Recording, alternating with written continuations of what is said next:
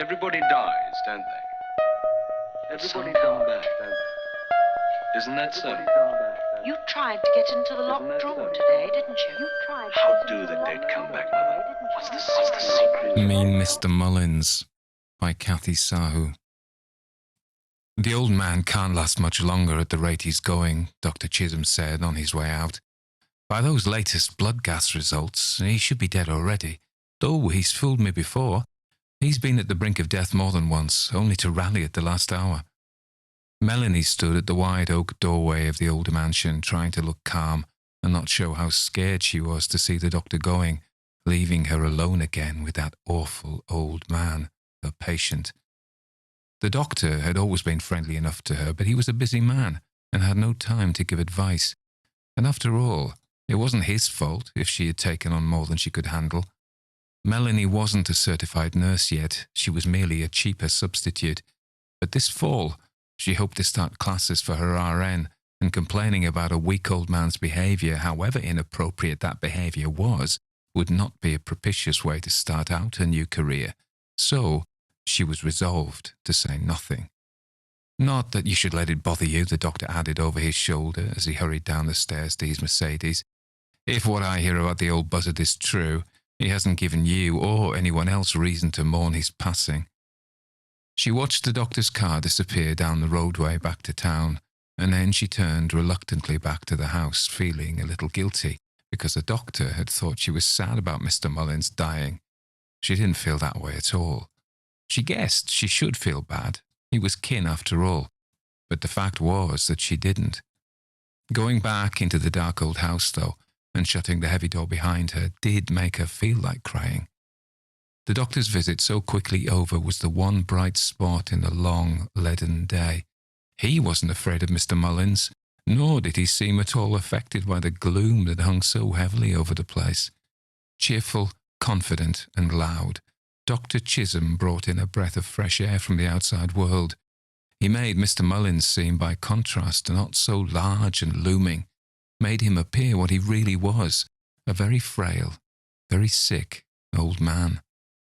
Mr Mullins was docile during Dr. Chisholm's visits. He looked like he wouldn't hurt a fly.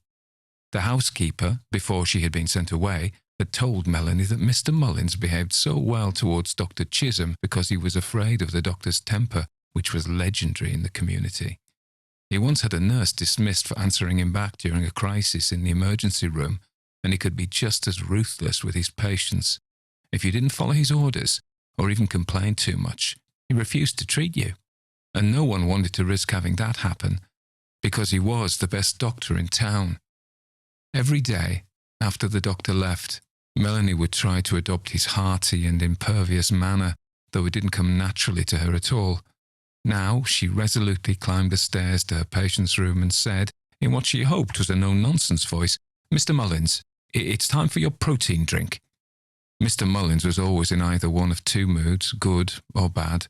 For Melanie, his good mood was worse than his bad, because when in a bad mood, he simply insulted and berated her, and she could get away relatively quickly. But when he was in a good mood, he liked her company. He thought up reasons to keep her in the room, and then, of course, there were the little tricks he liked to play. "My protein drink," Mr Mullins cackled jovially. "Just what I need to give me a little boost where I need it most, although I'm sure, my dear," he leered as Melanie poured the contents of a very expensive little can into a tumbler, "that your presence is as much of a stimulant as any red-blooded male could handle." So, he was in a good mood this afternoon. He had fished around for reassurance from Dr. Chisholm that his condition wasn't hopeless, and when the doctor had made vague reference to some possibly encouraging exam results, Mr Mullins had found reason to rejoice. But he could only take a few sips of his protein drink before his stomach was full. When Melanie came back to take away the glass, he said in a teasing voice, "I have a little surprise for you." She quailed to hear these words, but turned and waited. "Don't you want to know what it is?" the old man wheezed out, seemingly disappointed by her lack of enthusiasm. Now here was the sort of thing that drove Melanie to distraction. Of course she didn't want to know what it was. She didn't want any presents from him. But if she told him that, She'd never hear the end of it. And if she said she did want to know, he'd spend the next 15 minutes making her play guessing games. "You don't want to know what it is?" he repeated, fairly yelling this time. "I don't know," she said miserably. "You don't know?" Mr. Mullins repeated. "You don't know? You're a quick thinker, aren't you, Nursey? Bet you just did great at school.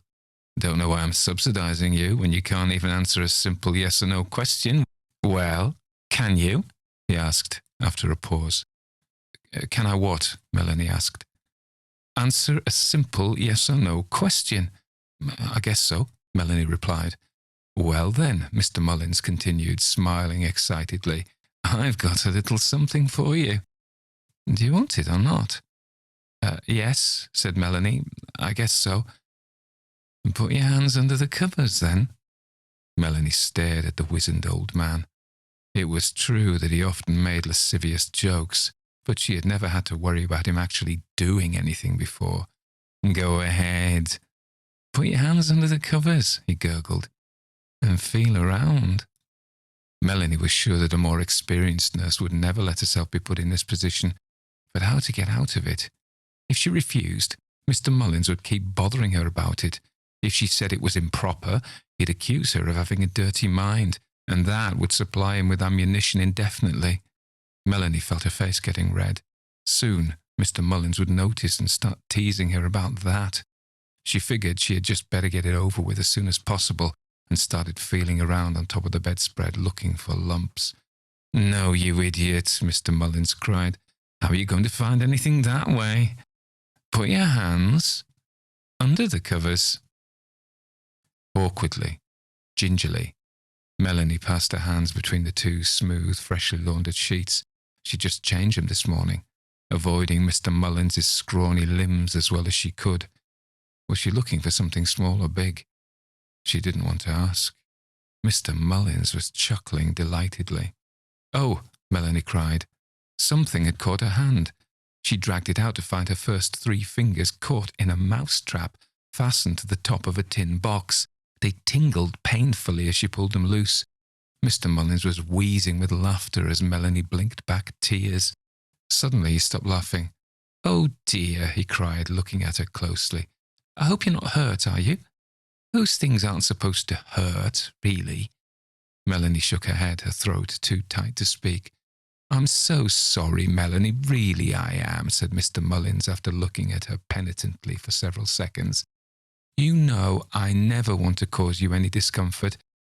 It's just that I get so bored lying here all day, with nothing to do." "It's all right," Melanie mumbled. "Well, at any rate," he said cheerfully, "you'll forgive me when you see what's in the box. You like chocolate, don't you? Didn't you say that you liked chocolate?" Early on, before she understood Mr. Mullins's personality, Melanie had made the mistake of confiding that small fact to him. Now she nodded, concentrating on keeping her composure until she could get away downstairs again. "Well then, go ahead, open it," the old man said. She had trouble prying open the box because of her hurt fingers, but she knew he would insist on her trying the chocolate in front of him. She felt she couldn't stand to eat anything right now, especially not with those rheumy blue eyes staring at her. But finally, she pulled the lid off. Something sprang out high over her head and then fell on her. In her nervous state, she couldn't help screaming, even though she knew before she screamed that it was just a coiled spring covered with cloth and painted to look like a snake. Mr. Mullins was laughing his wheezy, choky laugh again, hunched forward in bed and holding onto his knees with his bony hands for support. Melanie picked up the cloth snake, put it with the box on the table, and walked quickly out, but not before Mr. Mullins saw her face all twisted up and red with incipient tears. "Hey, Nursey," he called out after her, "don't you want your candy?" And he held up the box, at the bottom of which was one fat, dusty bonbon, its chocolate coating whitened with age. "That was a great one," Mr. Mullins wheezed. And for the next several minutes he alternately laughed and concentrated on getting his breath back. "This is the way I want to go," he thought to himself, laughing. "What a silly ninny of a girl. Real luck finding her. Most of those nurses' aides were too hard-boiled to have any fun with, and what a stroke of serendipity for her to be a relative. He had always hated his relatives, and since he had grown old, he hated young people too. Above all, he hated people who had no sense of humour. He saw it as a duty as well as a pleasure to teach people like that a lesson. Now he could spend the rest of the day savouring his victory. "I almost scared her to death," he said to himself aloud, cackling again. Suddenly another brilliant idea occurred to him. Everybody thought that he was dying, which gave him the perfect opportunity for what? This would take some thought and careful planning, but it would be well worth it. He had about used up his stock of rubber mice and dribble glasses, and this would be something completely different. Something simple, elegant, subtle but potent would meet the bill this time. "I almost scared her to death," he repeated musingly. "I wonder how close I could come to really doing it." Melanie spent the rest of the afternoon downstairs crying. She was ashamed of herself, but couldn't help it. The hurt fingers and the cloth snake scare were the least of it. She was lonely and homesick. She missed her family so much. Coming from a big one, she had never even known what loneliness felt like until now. It was horrible. But she couldn't go back home. This was her only chance for nursing school any time in the near future. She had saved up enough money for tuition and books, but there was little left over for food and lodging. Her grades, though solid, weren't good enough to qualify for a scholarship, and the counsellor had said the curriculum was much too heavy for students to try to work while attending classes. The family had talked it over, and finally her mother had remembered a well-to-do cousin now dead, who had a surviving husband in the college town. Mother had written to him, explaining the problem, and Mr Mullins had written back saying Melanie was welcome to stay at his house while attending school if she was willing to help around the house a bit in return. Once Melanie arrived, and grateful and eager to please, had shown him what a good cook she was and how careful a housekeeper, Mr Mullins had let his own housekeeper go, saying to Melanie that she would do just fine for him by herself. Melanie had felt horrible for the housekeeper, but Mrs Packard said it was all right. She would find another job with her agency soon enough, and in fact, this would give her an opportunity to go for a little vacation first. "I'm going somewhere where it's sunny and warm," Mrs Packard had said. "This old house is the gloomiest old tomb I've ever worked in. The one I feel sorry for is you, cooped up here all by yourself with that old devil. He's famous for his stinginess, you know. That mean old man never did anything for anybody except he could demand twice as much in return." Mrs Packard had promised to send a postcard from the beach. Every day Melanie checked the mail, but it was always junk. For the rest of the afternoon, Mr Mullins was quiet. He didn't call her once, and when she brought up his dinner tray, he didn't bother her at all or even leer at her really. Usually he gloated quite a bit after he had succeeded in making her cry, but this evening he seemed preoccupied. He didn't eat much. He told her he wasn't feeling very well. The next day, during his morning visit, he told Dr Chisholm that he was feeling weaker. The doctor replied non-committally, but said privately to Melanie that though Mr Mullins' signs and symptoms showed no real change from yesterday, he could be starting to go downhill. "Often it's the patient who tells the doctor he's dying, not the other way round," Dr Chisholm said, folding up his stethoscope and cramming it into his suit pocket, "although I always thought that he was in denial. Luckily, he's a hospice patient. He doesn't want to be hospitalized under any circumstances.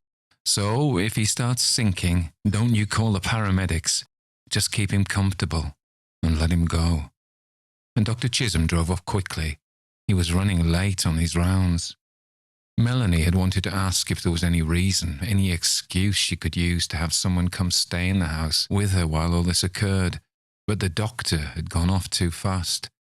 She had already asked Mr Mullins if her little sister could come to help with the cleaning, but he had flat out refused. Now she asked him again, and again he said no. "You and I don't need anyone else around," he rasped weakly, holding on tight to her hand and looking at her with a pathetic expression. You'll stay with me to the end, won't you, sweetie? I'll make it worth your while." And then he closed his eyes. Even this much speaking seemed to wear him out now. Melanie tried to go, but he tightened his grip on her hand. She watched him, trying to catch his breath, the bones in his chest labouring. Finally, he continued, "You can't leave me. You need a place to stay. Take care of me in my last moments, and you can stay here after I die. I've instructed my lawyer." And once again, he ran out of air. After a long interval, Melanie pulled her hand away, unresisted. Mr. Mullins had fallen into an exhausted sleep. The next morning was cloudy again, and when Melanie tried to turn on the little light over the kitchen table, it wouldn't work. She put in another bulb, but that didn't do any good, and soon she realized that all the lights were out all over the house. She told Mr. Mullins she would call the electric company, but he told her he had already called them to have the electricity shut off. "Why?" asked Melanie, more surprised and frightened for once. "I can tell," the old man wheezed, blinking wearily at her. "I'm not going to be here much longer. No use wasting electricity." Melanie couldn't believe what she was hearing. Maybe Mr. Mullins' ability to reason was leaving him. "But your oxygen equipment," she cried. It won't work without electricity." "What good does all that do me?" Mr. Mullins said with something of his old exasperation. Then his voice became weak again, and he murmured, "When it's time to go, it's time to go." So there was nothing she could do except go search for candles in all the kitchen and dining room drawers. Luckily, there were plenty. She made a note to order more with her grocery delivery that day. Then she tried to leave a message for Dr. Chisholm's answering service, but here was another surprise. The phone was dead. Mr. Mullins must have had that service cut off too. This was too much, even though he had forbidden her to leave the house without asking him, and when she asked, he generally refused to let her go. She decided to go next door to call the doctor. The distance between the two sprawling mansions was considerable. She ran all the way, fearing that Mr. Mullins might ring for her while she was gone. As she came up the neighbour's drive, two big Doberman dogs barked and growled and leaped at the fence as if they'd love to get at her. The manservant who answered the door said the owners were not home. He didn't hide his suspicions that she was up to something, and made her repeat her story several times before allowing her in to use the phone. Melanie left a message and then sat, waiting awkwardly for a call back. But Dr. Chisholm was off that day, and the doctor who did call back didn't seem to understand what she was talking about, nor care to waste any time trying. He ended by saying that the old man probably hadn't paid his electric bill, that there was nothing he could do about that, and that he'd pass along the note to Dr. Chisholm's office nurse. The manservant escorted her out coldly, and Melanie slunk back to the house of Mr. Mullins. The day was cloudy still, and the big rooms were hung with shadows. Mr. Mullins didn't seem to notice the gloom. He slept with his eyes rolled back in his head most of the time now, and he was not always oriented to time and place. She could rouse him long enough to sip a little soda, but he soon fell back into a stupor. At one point, he whispered that the candles Melanie had lit made him dream he was in church. Was this his funeral service? He wanted to know. Melanie, a regular churchgoer herself, was reminded more of old horror movies than anything else. She had a terrible case of the creeps, and all that long, dark afternoon, she was constantly turning to see if someone or something was moving behind her, only to realize for the 100th time that it was her own shadow moving with the flicker of the candlelight. The television no longer worked, and there were very few books in the house. Mr. Mullins subscribed to no newspaper. He wanted no supper, and she herself couldn't eat. As afternoon slowly told into evening, she sat down in the living room opposite the stairway and waited. Waited to see when death would make its visit. The house was silent. Outside, night fell, and she studied the pool of light from the candle at her elbow reflected in the black square of undraped window glass. It flickered noiselessly. The question struck her. Would she know when he was dead? Would he call her when he was about to go? Probably she should go up and sit with him. But he hadn't requested that of her, and she couldn't seem to force herself up the stairway. Darkness seemed to float down from it like smoke. Of course, if he died without calling, she would know only because he wouldn't call her. She would wait for the bell to ring, and it wouldn't. That was all. It could happen at any time. Maybe it had already. She must have fallen asleep in the big old armchair she had curled up in.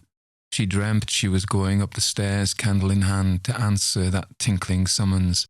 Upon pushing open the heavy door to his room, she found him, hunched up in his usual position, hands on knees, but this time with a face like a skull, open eye sockets, dangling jaw, white hair streaming as if stirred by the heat of a furnace.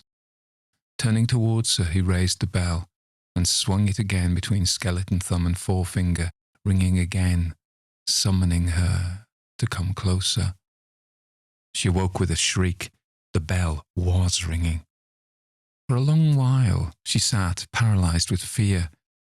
The candle beside her, which, when she had fallen asleep, had been a full-sized taper, was now burnt down to only an inch. Other than that, there was no indication of how long she had slept, or of what hour it was. Outside it was dark, and inside dark too, and utterly quiet, except for the tinkling of the bell, which seemed to proceed from her dreams and keep her spellbound. Then, finally, it stopped. In the dead calm that followed, Melanie fervently prayed for God's help. Mr. Mullins was her patient, and he was calling. She had to go up there. Mechanically reciting her prayers, she got up, found another candle, and, with trembling fingers, lit it. The candlestick wouldn't stay in its socket, and she had to hold it with both hands as she climbed the stairs. Unlike the way it had been in her dream, the door to Mr. Mullins's room was ajar. She entered quietly, peering around the door at the bed where she could see him lying there motionless. She stood for a moment, just looking. 2 candles on the tables at either side of the bed lit up his body, wrapped up in the white sheet she had placed over him just this morning. At that time, she had carefully tucked the corners of the sheet under the mattress, but now they were pulled up, and the old man's body lay swathed like a cocoon awaiting rebirth, or more factually, like a corpse, neatly done up and ready for transport to the morgue. The face too was covered, and the sheet swathed tightly around the skull. The arms were close at the sides of the chest, the legs straight. How could he have done this to himself? Melanie wondered in horror. She watched the chest for signs of respiration. She could see none. At times the candles flickered, and the shadows they threw on the corpse's shrouding made it look as if there were some slight spasm or movement. But longer observation showed this to be an illusion, and convinced Melanie that the corpse, for corpse it must be, was completely and finally at rest. But to be sure, she had to touch it, unwrap one of the arms and feel the wrist for a pulse. Only then could she go find a phone and notify the doctor on call, so that he would come and pronounce Mr. Mullins officially dead. She approached the bed and, finding an edge of the sheet, started tugging it slowly and carefully out from underneath the body. The weight of the body and the uneven foam rubber surface of the egg crate mattress beneath it made this difficult. She could feel her heart pounding and perspiration starting at the nape of her neck, though her hands were icy cold and trembling. "That's just adrenaline," she told herself. "I'm feeling panicky, but there's nothing to be afraid of, really. It's just a dead body. It can't hurt me. And in a moment I'll be out of the house. I'll walk until I find a payphone." She got the sheet on the side near her partially unravelled, enough to slide her hand down the corpse's arm to its wrist. She felt for a pulse. Suddenly, the dead hand jerked, and before she could move away, the bony fingers had grasped tightly hold of her arm. She tried desperately to tug herself loose, but the hand of Mr. Mullins would not let go. The sound of her own screaming was like a wind rushing in her ears as she saw the head and torso of the body rise slowly to a sitting position. The face, though still wrapped in its shroud, turned toward her. The hand still grasped her tightly, and the body bowed forward to her in a most friendly, intimate manner. From underneath the sheeting, she heard the muffled voice of Mr. Mullins, deceased, cackling gleefully. "I just rang to let you know I'm dead." The sun had just risen. Dr. Chisholm was planning to stop by Mr. Mullins' house earlier than usual that morning. His wife wanted him to attend some silly awards luncheon given by one of her many charities. He himself was supposed to receive some ridiculous award, and in a moment of weakness, he had promised to go. Unless an emergency occurred, he would have to be there promptly at 11:45. He hoped for an emergency. A few miles from Mr. Mullins' house, he saw a girl walking quickly along the road in the opposite direction. She was hugging her bare arms, and though her eyes were directed towards the asphalt at her feet, Dr. Chisholm could tell she was crying. The girl looked familiar. He backed the car up, and consistent with his belief that everyone owed him an explanation for everything, rolled down his window and demanded to know what the girl was doing out here so early, without a jacket. Melanie stopped but didn't say anything. Her mouth closed tight and her eyes brimming with tears. Dr. Chisholm got out of the car. "What's wrong with you?" he asked. "I'm going home," Melanie finally sobbed. "I don't want to be a nurse anymore." Enlightenment came to Dr. Chisholm. "You're that girl taking care of old Mullins, aren't you? Why aren't you at the house?" "I can't go back there." Melanie had to squeeze the words out between sobs, but she didn't care now if he saw her cry. It was all over. He questioned her, and she tried to tell what had happened that night, but her story came out disconnectedly, in pieces. "You mean you deserted your patient? You don't even know if he's dead or alive?" Dr. Chisholm finally said, and before she could reply, angrily commanded her to get into the car. Melanie didn't think she had a choice, so she climbed in. Maybe when he heard the whole story, Dr. Chisholm would have her put in jail. That was okay, as long as she didn't have to go back into that house. He did drive back to the house, but he didn't ask Melanie to get out of the car. He went in alone. Through the open front door, Melanie could see him sprint upstairs. Several minutes passed. Melanie became calm, listening to the birds singing in the trees. When Dr. Chisholm came down again, he barked at her. "Where's the housekeeper?" "Mr. Mullins discharged her after I came," Melanie replied. "Why didn't you quit too?"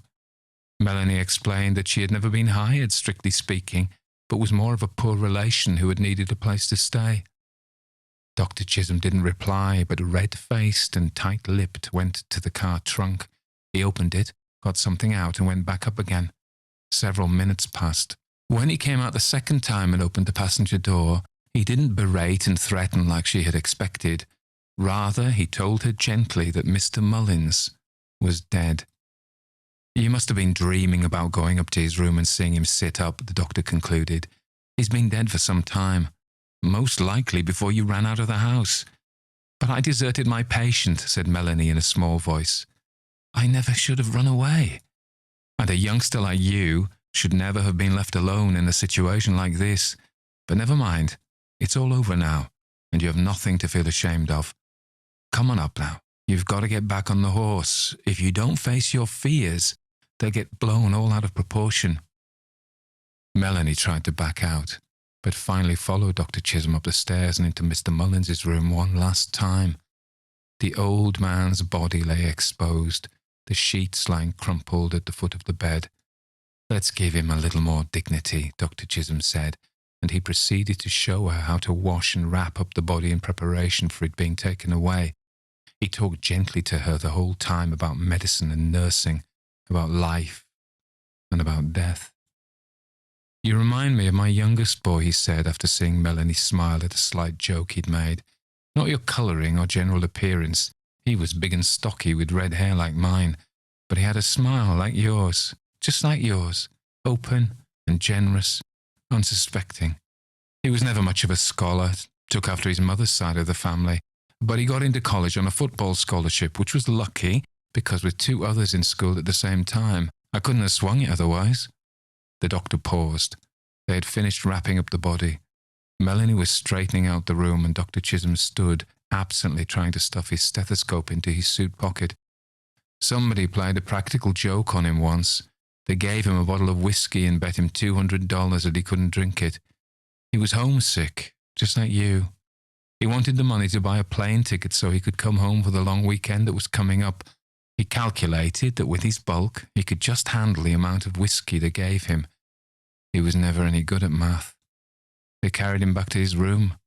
He died of alcohol poisoning that night. Melanie stood silent for some moments as Dr. Chisholm blinked at the carpet. Then, wordlessly, she accompanied him back to the car. Mr. Mullins would have laughed out loud if he could have. This was the most fun he had had in years. First scaring that little idiot into a screaming fit. It had been ridiculously simple. Early in the morning, before she got up, he had managed his way downstairs. There he had found the electrical service and turned off most of the breakers, leaving the circuit that served the rooms next to his open. Upstairs again, quite a haul, but worth it. He had told her to move his oxygen machine into the next room for storage. After that, he had been able to sneak over and use it whenever he needed, without her knowing a thing. That set the stage. And after a suitable interval of play acting, he had prepared himself for the final act. He wrapped himself up carefully in his own sheet, an exhausting task but well worth it, after making sure, of course, to place a stiff sheath of plastic from his desk blotter around his middle so she couldn't see his breathing.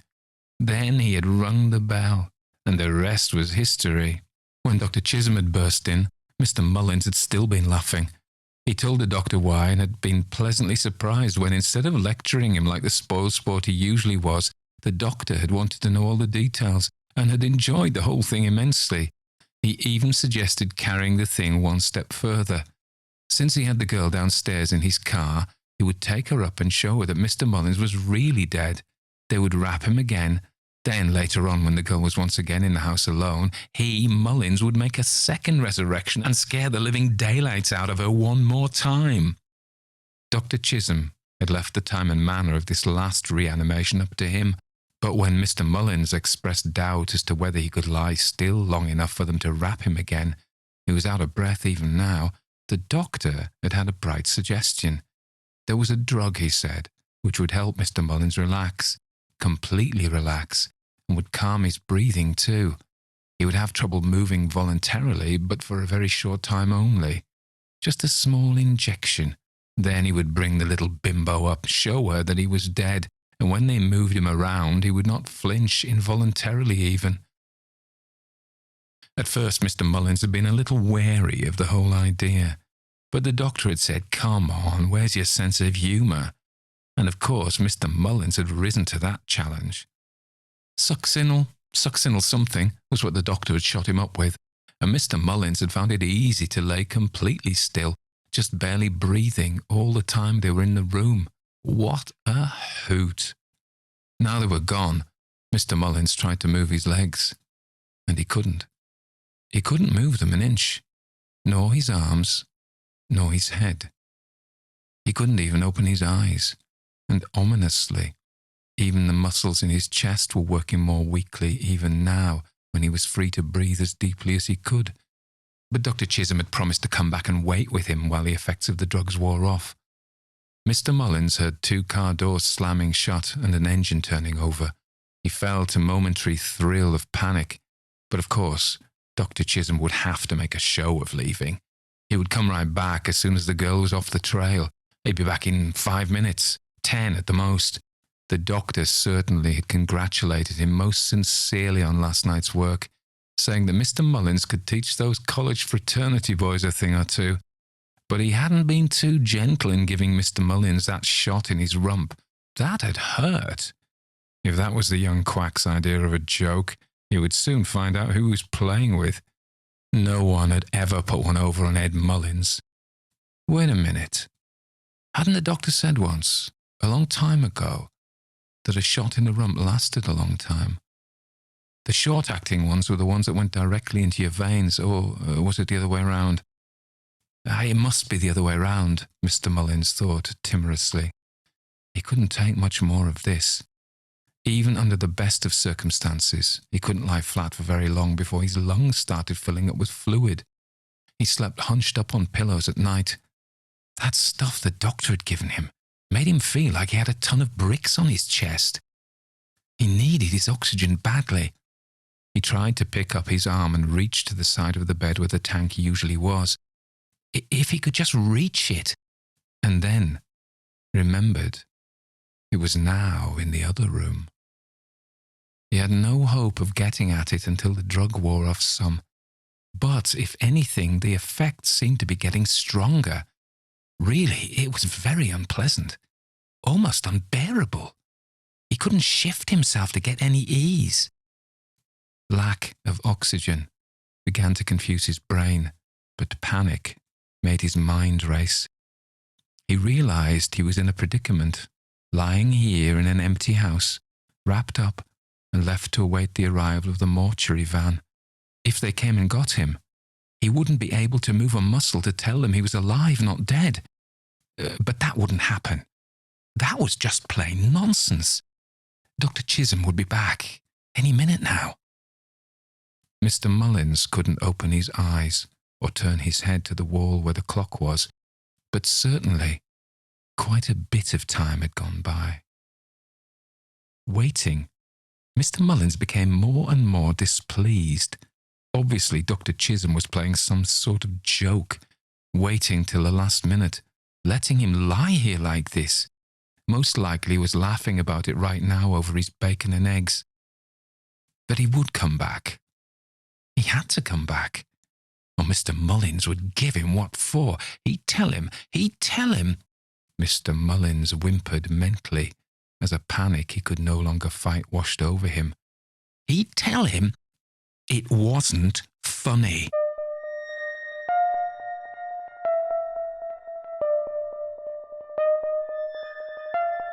Everybody dies, don't they? Everybody come back, don't they? So that was Mean Mr. Mullins by Cathy Sahu. So Cathy is an author who is alive, as far as I'm aware, and I haven't heard from her for a little while, but she contacted me back end of 2021, wondering whether I'd do this. She actually got me to do it as a commission. So she paid me cash money, not real money. I mean, it was real money, but it doesn't, you can't fold it. You know what I mean? That's, to me, my generation, it's real money is what you can have in your back pocket of your jeans. But this was electronic money, which still works. You know, apparently I can go, I know I'm going to go out later on. I'm going to go to the market at Carlisle and I'm going to have a piece of pizza from the Italians who run the place there. Just a slice, pepperoni, I think. You always have the same thing. And a flat white. I'm going to sit there. And the lady who runs the pizza place is so charming and pretty. And she's always so nice to me. Anyway, this has got nothing to do with the story of me, Mr. Mullins, which is a good story. So Cathy contacted me. She said, would you do my story? I said, of course I would. And then she said, well, you know, what do you think? And I thought, well, it's a pretty good story, you know. And do you mind me putting it out on the podcast? And she said, no, that would be great. And I said, well, in the past when I've done living authors, and I probably want to say something about that, I have done interviews with them by Zoom, and the sound quality is often indifferent. So that's one issue. She's a very shy person. So I said, well, listen, what about this Zoom interview? And she kind of, I may be misinterpreting it, but I think she actually said she would rather that she sent me some comments and I would read the comments out rather than doing a Zoom. So that is a long explanation for quite a simple thing. Anyway, she sent me some written comments, so I'll read them out. How about that? So Cathy Sahu lives in Alhambra, California, a suburb of Los Angeles. I'm probably going to interpolate comments. I remember going to Alhambra, not in Los Angeles, but in fact in southern Spain, in Granada. And what a place that is if you ever get the chance to go, but it is very hot. Spain's the hottest place I've ever been, and I've been to Khiva in the desert in the middle of Central Asia, and I've been to Aqaba in Israel. I've been both sides of that, in fact, Eilat and Aqaba, and Egypt, in southern India, and all sorts of places, and America and California. But Spain, hot, very hot. Anyway, I digress, and I'm going to try not to do that because it'll break up the flow. So Cathy says that she's a lifelong bookworm. She credits her father, who was a bookworm too. She herself is a retired nurse, wife, mother of 4, empty nester, no grandkids yet. Neither we. Now Sheila's sons, who, Sheila's not my first wife. So she has a son. She has 2 sons, and they're just about to have a baby. So Sheila's going to be a grandma, and she's very excited. But I'm not a grandfather. If my daughters are listening, I actually don't mind if they do or they don't, to be fair. But, So Cathy, anyway, she credits her father, bookworms, who used to tag along to the public library every 2 weeks. That's nice. And she credited it to her freshman, sophomore high school English teacher, Sister Bernadette. So that sounds like a good Catholic education there. Who gave them book lists with all the classics. Now, this is an interesting thing. I was listening to a podcast about this. Is there a canon of literature? Because, of course, in modern literary studies, they deconstruct all of that and they just say this is just privileged white people. It's telling you what to read. But in fact, a lot of the books on the canon are not by white people and probably weren't by privileged people. But the canon, she was given a big list. And in the classic sort of Anglo canon, when we were younger, when the world wasn't as open and we didn't know about other places as much, ordinary people didn't. Brontes, Dickens, Thackeray, Nathaniel Hawthorne. See, he probably wouldn't have featured in an English canon. So just, it's all cultural. And who would tell the stories from the books. This is Sister Bernadette. And so she would read them the stories. And apparently she was a bit of a cliffhanger queen. And she would just leave it. And then she says, there was only one TV in the house. There's only one TV in our house. We hardly watch it. Which was mostly commandeered by my mum. My mother used to watch the TV. She'd watch anything it's on. I remember Wimbledon tennis being on. It bewildered me why anybody would just watch the ball going tick. Very relaxing, kind of meditative, and she did it with the ironing on. Anyway, as Cathy says, reading is how we develop good writing skills, but it's also really helpful for writers to become good listeners. And she says, I'm quoting her, there I credit first my sister Jeannie, who was a wonderful storyteller, especially of creepy and supernatural stories. Somehow, she had very early mastered what Truman Capote calls the great demanding arc of beginning, middle, end, which is such an important writing skill. A couple of things. Truman Capote, what a writer. Yeah, in cold blood. Whoa. There's a Breakfast at Tiffany's, of course, but yeah, what a writer. And at the beginning, middle, and end. And a lot of modern stuff guys, I'm not having that. Beginning, middle, and end? No. We will just give them something they don't like. And we will be better than them and they will be morons. I read an article about atonic music. There's this guy saying that the atonic music, that is cacophonic, it sounds horrible, has dominated elite classical music for the past 70 years and it's trash, this guy says. And he wants to bring back lovely, lovely romantic tonal music. And I think in literature, we had the classic Aristotelian beginning, middle and end stuff, the poetics, this is how you write things. And then there was a romantic said, no, we write from our souls. But they still mainly kept the beginning, middle and end, so they didn't ditch it altogether. And then the beginning of the 20th century, early part, we get the Dadaists and the Futurists and the Cubists and all these people. And modernism that busts a narrative. Think of T.S. Eliot. I did The Wasteland. I'm not an anti-modernist, I like a lot of it, but I like some atonal music as well, to be fair. I've just been listening to Godspeed You Black Emperor, which isn't classical, of course, so people may look down their noses at that, but that's pretty way out there. I really like it. And of course, the Heartwood Institute. If you listen to Heartwood, Jonathan's pretty experimental in a hauntological way, harkening back to the 70s. But I like all that anyway. We got the beginning of the 20th century, and modernists going, no, we're not going to have this pattern of beginning, middle, and end. And then this filters through as the century advances into popular literature, and we get a lot of modern, particularly people who've been to creative writing courses, I think. They want to write fragments of startlingly relevant stuff. And the truth of it is really, and I go back to my love of rhetoric, As Mark Forsyth says in his Elements of Eloquence, Shakespeare isn't remembered necessarily because he said profound things that nobody'd said before. It's because he said them in a beautiful way. You know, don't just throw shocking ideas into a story. A story has to work as a story on language. The language has to sound nice, and the structure has to be a structure that people find pleasing. So if you just have a kind of a threatening idea that you want to bat people in the face with, it's not necessarily going to work as a popular story.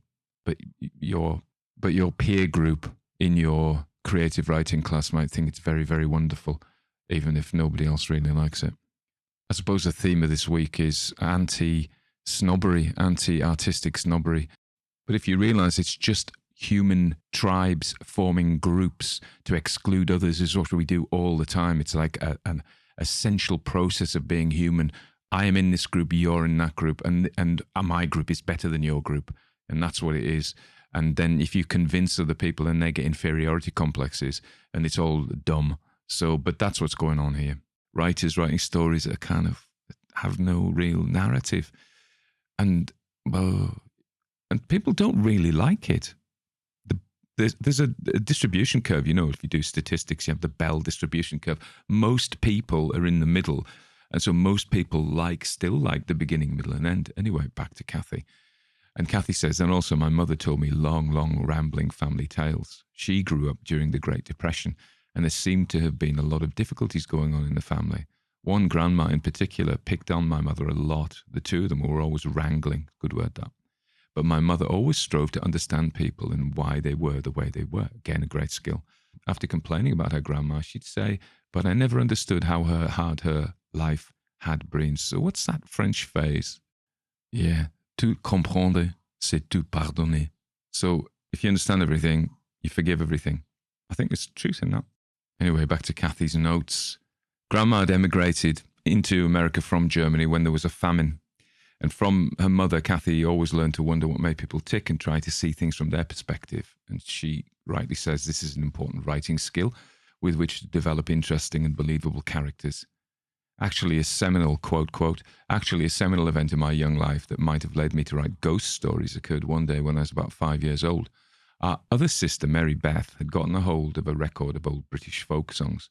One of them had the lyrics, with her head tucked underneath her arm, she roamed the bloody tower. With her head tucked underneath her arm at the midnight hour. I'm just adding a bit of colour to that. Later on that afternoon, Jeannie and I were alone in our house in our room when she suddenly moaned, I think I'm dying, and sank down on her bed looking lifeless. I kind of knew she was play acting, and I laughed nervously, but all the while I poked and prodded her, saying, Jeannie, haha, wake up, and looking over my shoulder at the bedroom door because I wasn't quite sure that the lady with the cut-off head was not coming down the hall. Jeannie was really a very nice big sister, and she got up pretty quickly, probably. But I've always remembered that day and that song, and I think that's the point when I got hooked on that pleasurable contrast between being safe, comfortable, and cozy, and being almost really scared. And I think, of course, that Cathy has just nailed there the essence of the ghost story. I need say no more. I need read no more. This is it. And the most popular stories I do are those cozy ones. I mean, How Fear Departed the Long Gallery, for example, is a recent one I've done, which has a beautiful coziness.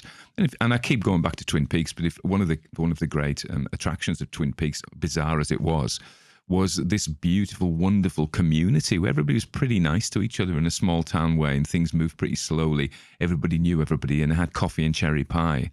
And there were kind of eccentric locals who were harmless. And then there was the unspeakable horror. That's absolutely right. This is the ghost story, that switch between the cozy and the horror. And those are the most popular stories. Remember the bell curve. I was going to say bell jar, but I don't mean that. The bell curve distribution, most people are in the middle, and most people like that kind of thing.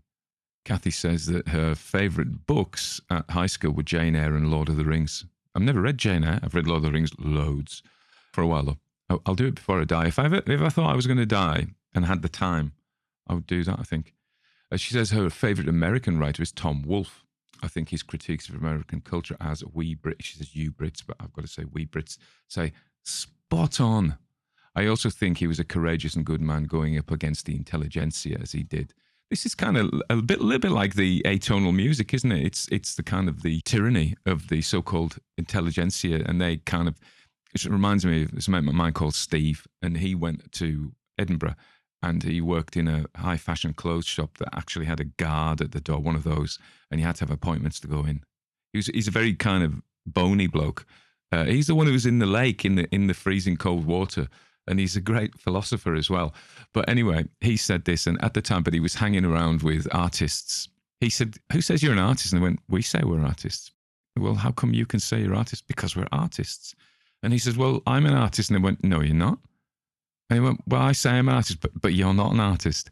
And funnily enough, my daughter, Imogen, went to Liverpool to do fine art. And she said there was very much of that amongst some of them there that were up their own bums. And, this self-appointed superiority, which none of us really like, do we?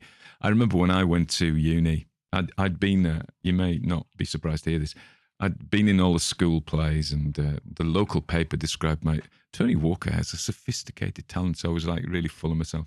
I applied for a drama school in Glasgow, and I got a place, but I didn't actually have any money to go. So I couldn't get a loan or whatever. I couldn't get a grant or anything like that. So I decided not to go. But my life would have been very different if I had. Anyway, I went to Wales instead of Scotland. And I did drama, and I hated it. The drama Charmian was great. The teachers were great. The lecturers, the professors, what do you want to call them?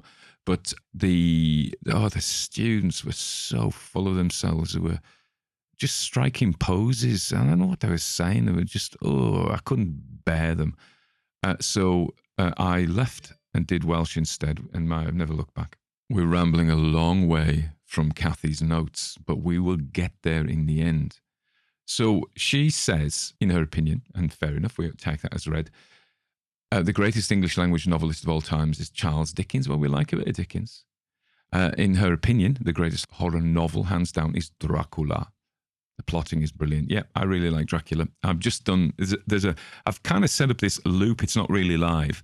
It's a loop that comes out as live on the YouTube channel of my Dracula, and it just is going to loop forever and ever and ever, I hope, until YouTube catch me and go, stop that. But they haven't yet. So if you want to hear my version of Dracula, my narration of Dracula, there you go. See, I'm using all of this as a selling point, Don't be fooled. This is what I'm really about. Anyway, she says, great ghost story writers, and she lists M.R. James, tick, J.S. Lefano, tick, E.A. Poe, although she thinks Poe is more horror, and that's right, but we love Poe's prose, and she really prefers traditional English ghost stories to horror. And I think that's because we go back to the coziness. Poe is rarely cozy, he's extreme. He's like your goth mate who insists on biting the heads off chickens and drinking blood from human skulls. I mean, we've all had friends like that, haven't we? But I think the thing is, most of us probably said, no, Sebastian, I'm not doing it. And they just went off to the graveyard themselves. In a similar but quite unrelated way, it was recently when Steve tried to get me to go cold water swimming in a freezing lake, and he stood there up to his neck. He had a woolly hat on. He said, that's really important, the woolly hat. I don't know why. No, he did explain why. And I was like, I'm not doing it, Steve. No. But I like Poe. I like the gothicness of it. And that's probably why I like some of Lovecraft's and Clark Ashton Smith's and people like this.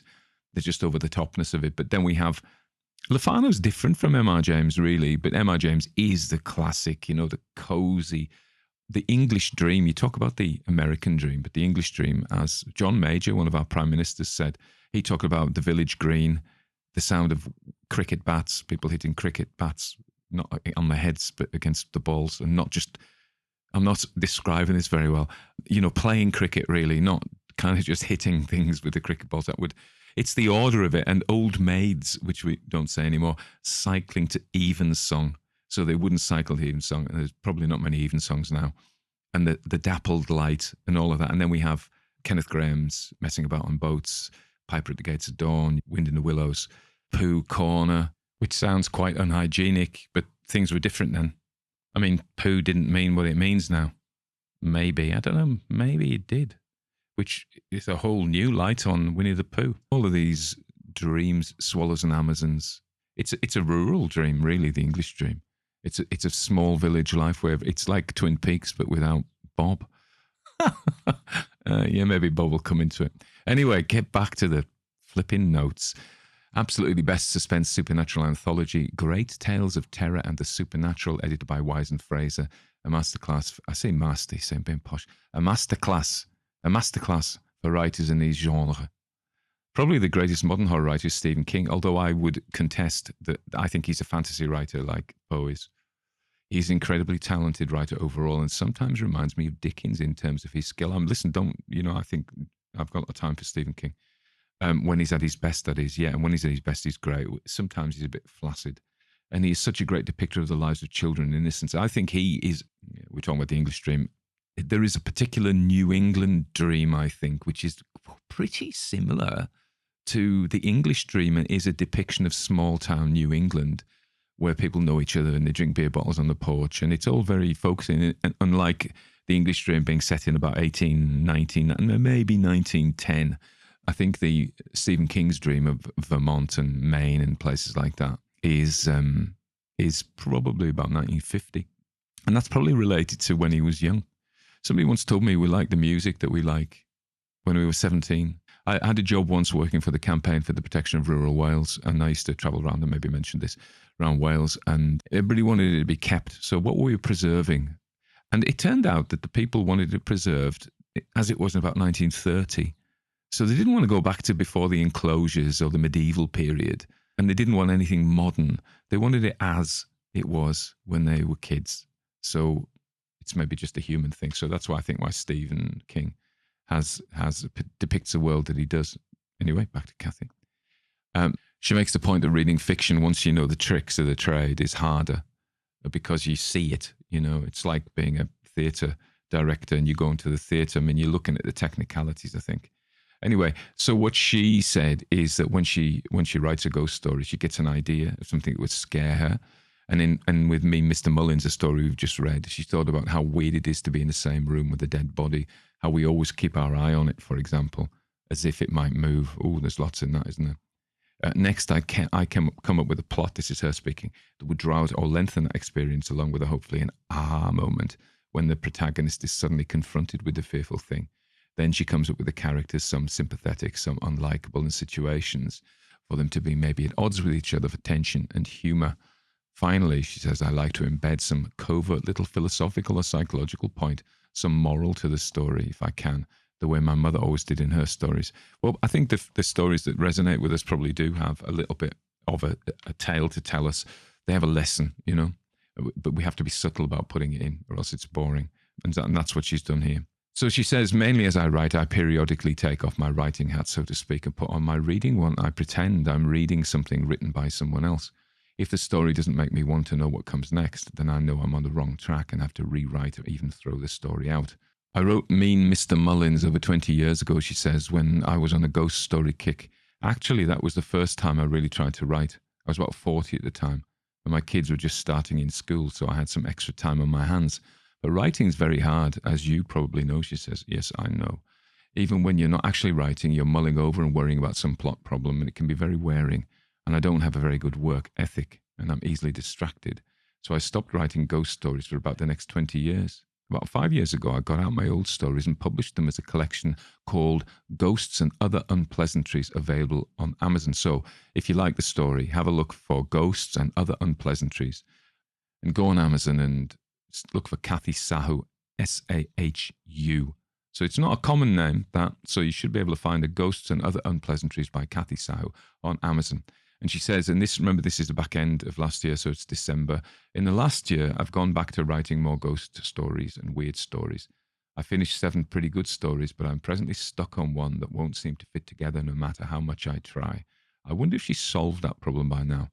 The scary idea I've started with is the urban legend about Mary Worth, but she's not cooperating, and I may have to throw her out of my head. She says, that's about it, Tony.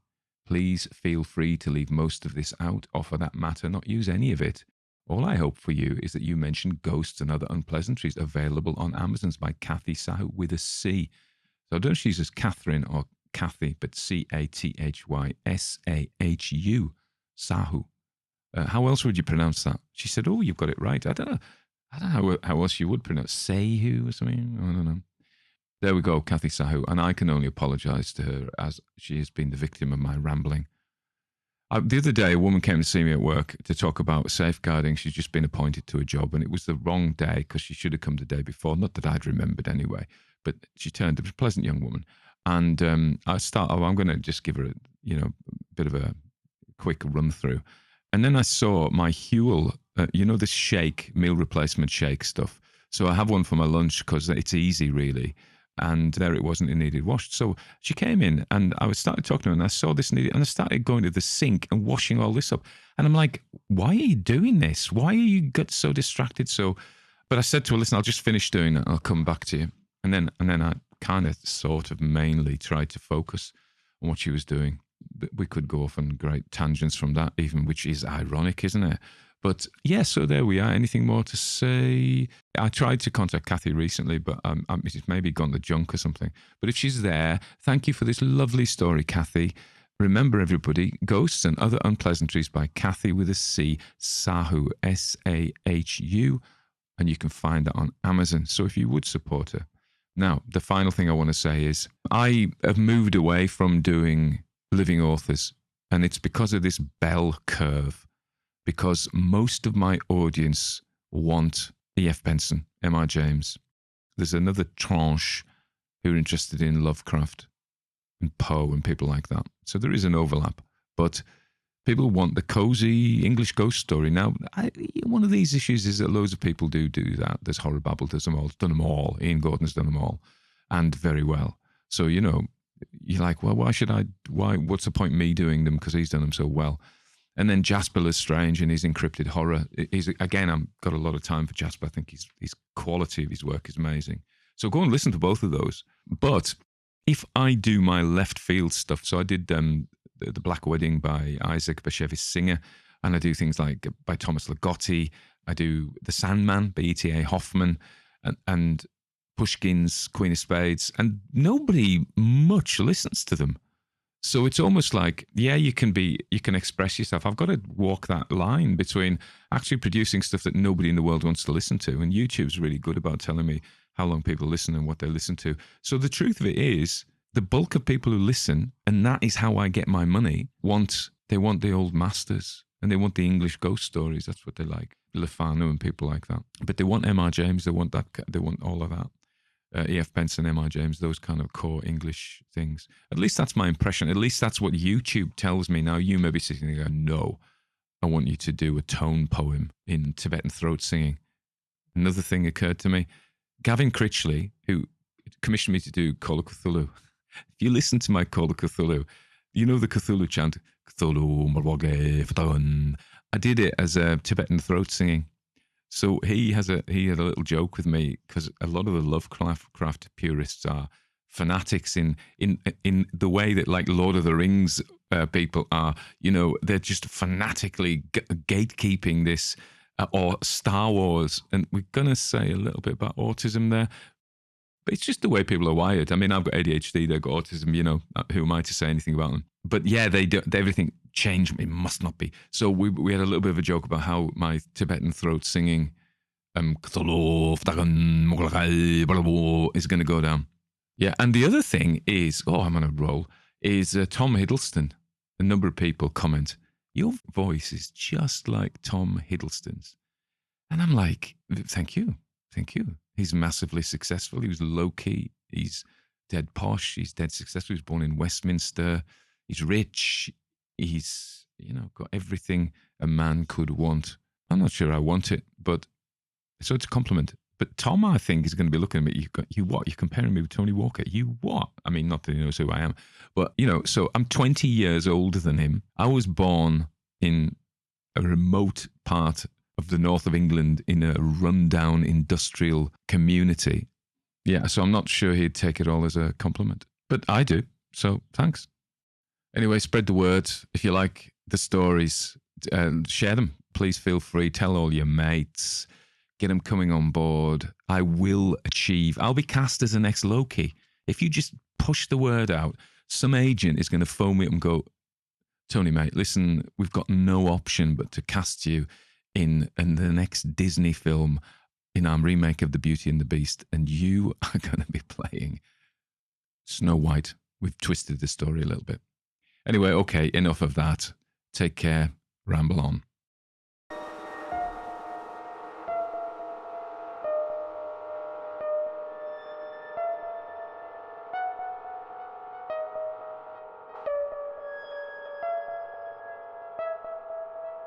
Everybody dies, don't they?